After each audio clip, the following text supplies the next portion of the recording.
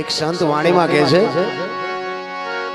પારસના પ્રતાપથી જો કંચન બને તલવાર, ત્રણ અવગુણ એના કોઈ દી ના મટે, પછી માર ધારને આકાર.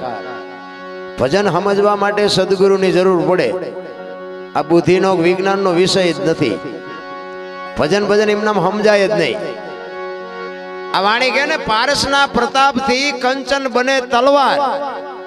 લોઢાને પારસ બનાડો ને એટલે હોનું થઈ જાય એવું સંતો કહે છે. આપણે માનવું પડે, પણ માણા ન હોય એને પારસ બનાડો તો માણા થઈ જાય. તો માણાને માણા બનાવવો હોય તો શું કરવું પડે? એટલે એક સંત કહે છે, જ્ઞાન છોડી લે કોઈ હાથમાં, સદગુરુ બને જો સોના.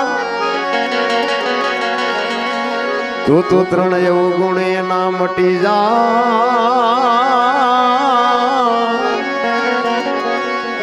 આ તુમાર દાર ને આકાર. એવા સતી તોરલ જેવા જો સમર્થ સદગુરુનો ભેટો થઈ જાય તો આ પતે એવું છે રામ. એક તલવાર હોય, તલવાર લોઢાની તલવાર હોય, એને પારસ મેળવવાનો એટલે હોનાની થઈ જાય. પણ હોનાની તલવારને ડોકમાં બાંધીને ફરાય? એના માટે અગ્નિમાં તપવું પડે, એરણ ઉપર ચડવું પડે અને દાગીનો બને ને પછી બાપુ આ દુનિયામાં થઈ શકે. બાકી એવું આમ નથી.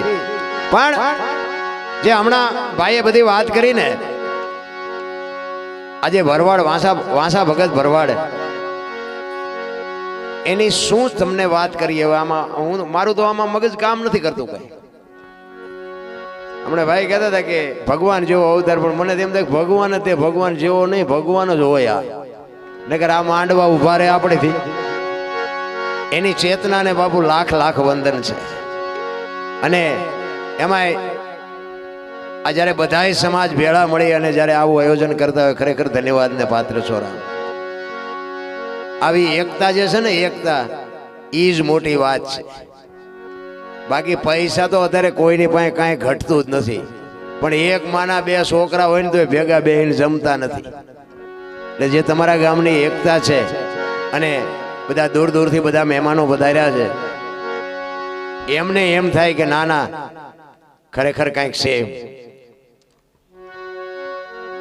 આ એવો મહાપુરુષ એવું કેવું ભજન કરીને ગયો છે બાપુ. આ તમારે મારે એની અહીંયા ખેંચાવવું પડે છે.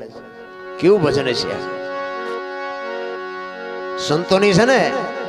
સંતોની આ પરંપરા છે. આ ઋષિ મુનિનો દેશ છે, સાધુનો દેશ છે, સંતોનો દેશ છે. કાયા જેની કુબડી, પડછંદ જેના પ્રાણ, સંતને સુરા નિપજાવતી હોરઠ રતનની ખાણ.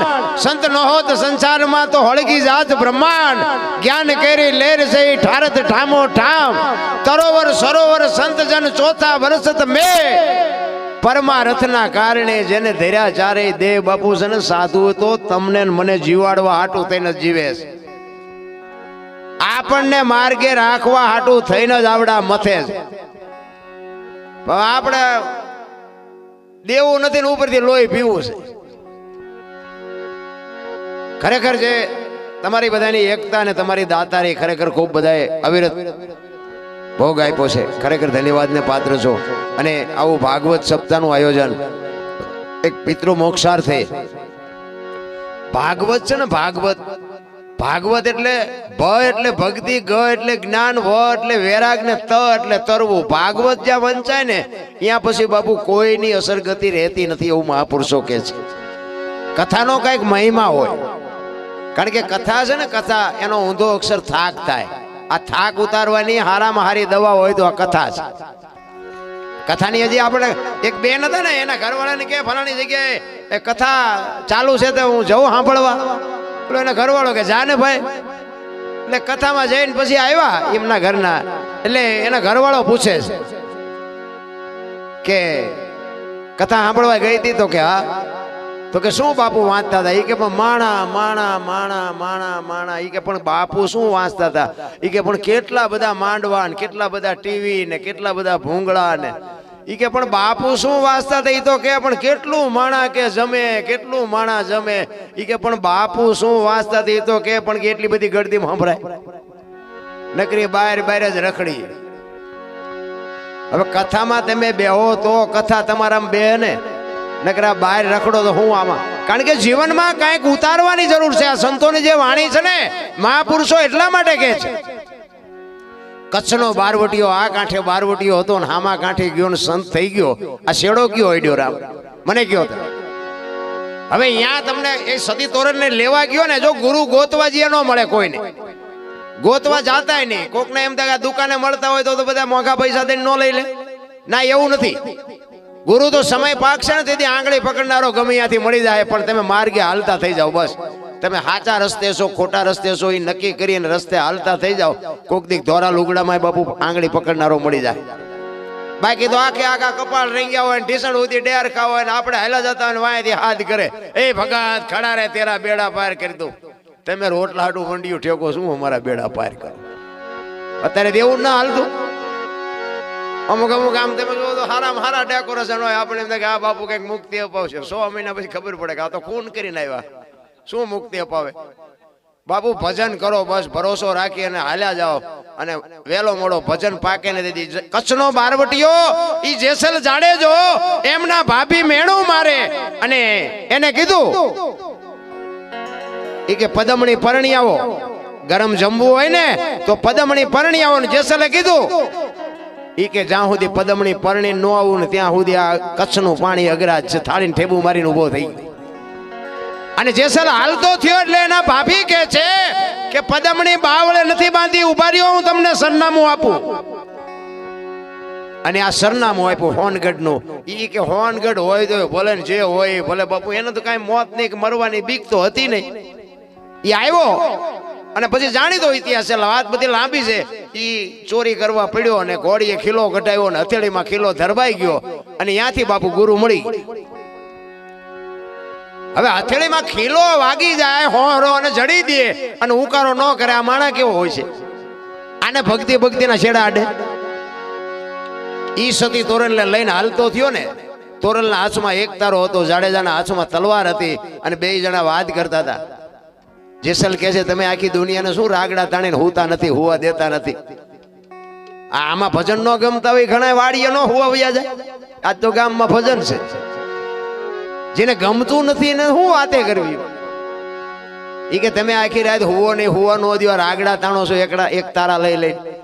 તોરલ કહે છે જાડેજા તમે ભૂલો છો. આ એક તારો કરે ને તમારી તલવાર ન કરીએ કે એના કરતા તમે જે કરો છો એ કરો. અમને જે કરી છે અમને કરવા દો. કે નહીં, મારી તલવાર કરે તમારો એક તારો ન કરી શકે. અને પછી તોરલ કે દરબાર માર્ગે ચડી જાઓ નકર રોતા નહીં આવડે. ઈ કે નહીં, મારી તલવાર વધે. તોરલ કહે છે મારો એક તારો વધે. અને પછી જાડેજો કહે છે કે જો તમારો એક તારો વધતો હોય તો એનું મને પ્રમાણ આપો. આ વાતો છે ને બધી આ પ્રમાણ વાળી છે. આ 100 વર્ષ પછી તમે સાંભળો ને તો આનો અભાવ ન આવે. શું કામ? આ હોનું છે. અહીંયા તોરલે 2 ભજન ગાયા હોત તો કે જાડેજો પીર ન થઈ જાય, એના દેવા ઠેકાણા લઈ જવો પડે ને. ઈ કે હું તમને સમય આવશે ને પ્રમાણ આપીશ. દરિયાનો કિનારો આવ્યો, હોડીમાં બેઠા ને હોડી મંડી હાલવા. ઈ મધ દરિયે હોડી ફૂગીને પવને દિશા બદલાવીને ખોરડા જેવડા મોભા મીંડા ઉલડવા. તેથી કચ્છનો કાળો નાગ બારવટીયો બાપુ રહ રહ રહ મીડો રોવા.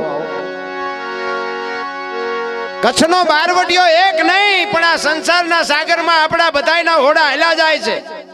એક લખી લેજો, યમના દૂધ જદી ઉઘરાણી કરે ને તેથી જો સતી તોરલ જેવો સથવારો હશે ને તો જ મોત સુધરવાનું છે. બાકી આ કોરોનામાં કેટલાયના ગલોટિયા કહી ગયા, કોઈ મારા બાપે ન બચાવ્યા. કોરોના આવ્યો ને તેથી બાપ દીકરાને નહોતો અડતો, બૈરું ધણીને નહોતું અડતું, ભાઈ બહેનને નહોતો અડતો. પૈસાના ડટ્ટા હતા ને વાહન હતા ને ડોક્ટર હતા ને ઓક્સિજન હતા, બચાવી ન શક્યા. શું તમે હું બાયું ચડાવી બચાવી લેવાતા ને? પૈસાનો જ્યાં પાર હતો. અડધું નહોતું કોઈ અડધું. આમ જીસીબી થી પાણા થકાવે એમ થકાવતા. બોલો એટલે કહેતા હતા ને મારે બાપા છે ને મારી માં છે ને મારી વહુ છે ને અડોત ખરા. કોઈનું ધણી નહોતું મારા રામ. એમ મધદરિયાની માલિકો જાડે હોડીઓ આપણી બધાની હાલી જાય ને તો એવો સારો સથવારો હશે ને તો જ કાંઠે પૂગવાની છે. બાકી આ બાપુ બુદ્ધિથી બળથી કોઈની નથી પાવતા. સતી તોરલ ને કહે છે જાડેજો તોરલ હોડી હમણાં બુડી જાય ને આપણે મરી જાશું. ત્યારે તોરલ કહે છે જાડેજા તમે કહેતા હતા ને મારી તલવાર વધે દરિયાને મંડો કાપવા, હમણાં પૂગી જાય છે. અને એ વખતે જાડેજાને બાપુ નક્કી થયું હોય કે હારો એક તારામાં આટલો પાવર છે તો અત્યારે મને ખબર પડી આપણી તલવાર આ ન કરી શકે. તોરલના મોઢા ઉપર રેખા નહોતી બદલાતી અને જાડેજો મનોમન વિચાર કરે કે હું કાળો નાગ કહેવાય અને મારી આંખમાંથી આહુડા કેમ આવે છે. તોરલ આપણે મરી જાશું, તોરલ આપણે મરી જાશું. તોરલ કહેશે જાડેજા પાપના પોટલા દરિયામાં ફગાવી દો ને કાંઈક સારું કર્યું હોય યાદ કરો. પણ કર્યું જ ન હોય તો હા અહીંયા 11 રૂપિયા લખાવ્યા હોય કોક દીક કહેવાય બકરાના કથા હતી એમાં 11 આપ્યા છે પણ દીધું જ ન હોય નકરા મફત ગાંઠિયા ખાતા હોય ઈ હોડા રે. તોરલ કહેશે જાડેજા ગભરાવમાં અલગ ધણી હમણાં હોડી પુગાડી દે હું તમારી હાથે હારે શું ગભરાવમાં બીવોમાં પણ તમે જેને માર્યા ની બધાને જીવવું હતું કોઈએ તમારું ભૂંડું નહોતું કર્યું પણ લોહીના ફુવારા ઉડે એમાં મજા આવતી હતી ને. મરી જાઓ વહેલું મોડું મરી તો જવાનું છે દરિયામાં ઝુબકો મારી દો. પણ જાડેજાને બાપુ હા નહોતો હમાતો ચારે બાજુ નજર કરી આરો ન દેખાણો એમ થયું કે હમણાં મરી જાઉં અને એ કાંઠે ફૂગીને લાકડી પડે એમ જાડેજો પડ્યો બાપુ. પણ એને જીવનમાં પછી તલવાર ઉપાડી નથી એમ ગાંઠ વળી જાવી જોવે મને ને તમને. ઈ 10 ફૂટ 20 ફૂટ નું ઓડું હોય છે ગમે ઓડું હોય એને નક્કી થઈ ગયું મરી જાય તો આટલી વાર લાગે. બોલો આપણે ધરતી કપતીઓ મુંબઈ થી ભુજ સુધી ડક બખ્યું એકે જાડેજો સમજો. તેથી બધા ખરાબ બપોરે જોઈને બોલતા હતા શ્રી રામ જય અમારા સુરેન્દ્રનગરમાં. મેં કીધું આ બોલ્યા હોત તો થાત જ નહીં. તેથી એમ થતું હતું કે આખી જગત સુધરી જઈ અત્યારે નવા કોટા ફૂટ્યા હોય એવું નથી લાગતું.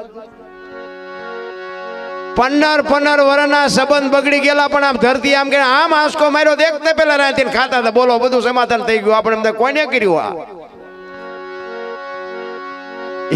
મને ક્યારેક એમ થાય હું તો ધરતી કપ ને સંભાળું. મને એમ થાય 400 મહિને એક આંટો મારી જતો હોય બધા ભેગા જ રે મગાય ધરતી કપ મગાય. પણ હું તો કહું છું કે આવડા સમજાવ્યા ન સમજાય પછી શું કરવું.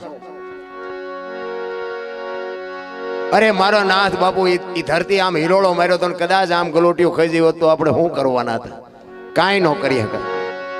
અમે સુરેન્દ્રનગરમાં હતા બધા દોડા દોડી કરતા હતા. મેં કીધું ક્યાં જાઉં મુંબઈ સુધી ડક બકે ધોડે પતે હવે એમાં હાફ ફાટ્યા પછી થીગડું દીધે કાંઈ પતે એવું નથી. એટલા માટે મહાપુરુષો કહે છે આ સંતની ભૂમિ છે અને સંતો જે કરે ને એ તમારી મારી તાકાત બહારની વાત. આપણા મોદી સાહેબ કદાચ આવ્યો હોય ને તો આપણા બાપુ રહ્યા ને બાપુને મોદી સાહેબ પૈયા લાગે આ બાપુ મોદી સાહેબને ન લાગે.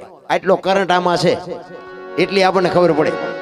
મારા ગામની વાત તમને કરું ને મારા ગામમાં મારા ગામની બાજુમાં જ આવી જ રીતે એક આશ્રમ છે અલ્હાબાદ થી અમારા ગામમાં અહીંયા બાપુ આવ્યા છે 12 થી 13 વર્ષ થયા. અહીંયા એને ધૂણો ચેતન કર્યો છે. આ બધા અમારા સાક્ષી પૂછો. ચારે બાજુ આ કોરોનાનો બાપુ રોગ નીકળ્યો ને કોઈ ગામ એવું નહોતું કે કોરોનાનો કેસ ન હોય ને કોઈ ગામ એવું નહોતું કે કોરોનાના કેસમાં માણસ ફેલ ન થયા હોય. પણ બાપુ એ અમારો બાવો કે મેરા ધૂણા ચેતન હે તબ તક મેં કે કુત્તે કો નહીં મરને દૂંગા. બાપુ ઈ અમારો બાવો ને અમારો આ રેકોર્ડ કહેવાય. એમ તમે મારા ગામમાં આવીને પૂછો તો તમારે કહેવું પડે આ સાધુ કરી શકે ભલામણ. કુત્તે કો નો મરને દો ઈ કે માણાની ક્યાં વાત કરો મેરા ધૂણા ચેતન હે ને તબ તક કુત્તા નહીં મરેગા. અમારે કોઈ ઉંમર વાળો નથી મર્યું અહીંયા સુધીમાં તો ત્યાં સુધીમાં તો શું સાચું કરી શકે ભલામણ. આ ભજનનો પાવર છે બાપુ. ભજન છે ને ભજન કાનો માત્ર વગરની વસ્તુ છે. એ ગાય એને ભગત કહેવાય એને કાનો માત્ર નો આવે. આ સાંભળે એને જગત કહેવાય એને કાનો માત્ર નો આવે. અને આ બધું મફત આને કઈ કાનો માત્ર નો આવે. પણ તોય નથી લેવાતું. બાકી તો જે સદગુરુ મહારાજ ઉપર ભરોસો છે જેને ભજન કર્યું છે આ બધા જેટલા મહાપુરુષોના ભજન છે શું એમની પેઢીઓ અમારી કોથળા મોકલાવે.